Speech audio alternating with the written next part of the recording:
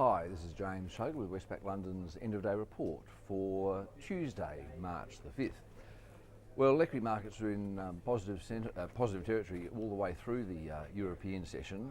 At the start, buoyed by comments out of Japan from a deputy nominee for the Deputy Governor of the Bank of Japan position, who argued for further bond buying, quantitative easing.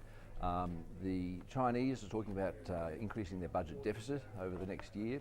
That's expansionary. We had yesterday, of course, Janet Yellen from the Federal Reserve, the Vice Chair there, say that in her opinion, ongoing Fed stimulus was appropriate, backing up Ben Bernanke's message from last week.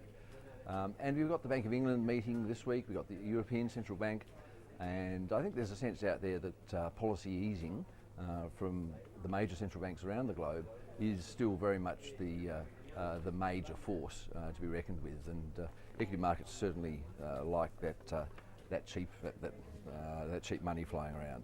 So the data today was kind of helpful as well. We had the European PMIs for February. The composite PMI was revised up slightly, still contractionary. The level there is now 47.9. It was revised up from 47.3, still shows a very wide gap between Germany and France, particularly in today's services PMI, more than a 10-point difference between the two. But nevertheless, an upward revision. We saw a stronger than expected UK services PMI, the factory PMI for the UK, the construction PMI for the UK, both released in the last few days. They were quite softer, but the services PMI, and of course services is the bigger chunk of the economy, the services PMI surprised to the upside. And then the US ISM manufacturing, that came in exactly in line with our 56 forecast, a rise from 55.2. Market was looking for a slight dip. I mean, we caution that we think this is more or less related to a seasonality distortion rather than underlying strength. Nevertheless, the market liked it. So you've got talk about easing, a range of PMIs around the globe. Chinese PMIs were released for the services sector yesterday as well, all of which were perhaps on the better side of expectations.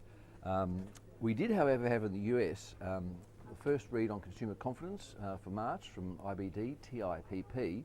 It fell 5 points to its lowest since late 2011. One of the factors driving that was consumer assessments of federal government policies related to the sequester. That survey was taken over the week to yesterday. They're probably the main points to mention in terms of data. So I'll give you some numbers. The FTSE in London, just heading into the close, is up 1.3% and already closed. The French market up more than 2% today. Germans are up 2.33%. Actually, Spain and Italy are also up well over 2%. So some decent gains right across Europe. The Dow at the moment is up 1.1%. That's at 14,276. That means that the Dow has actually surpassed its previous high in 2007.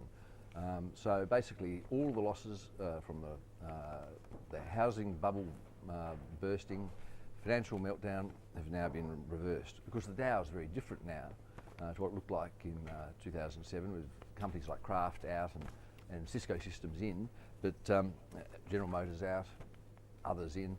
But nevertheless, it probably added to the positive sentiment today, that milestone being reached. The commodity markets, not as impressive the gains there, but gains nevertheless, with gold up 0.1% at $1,574 an ounce.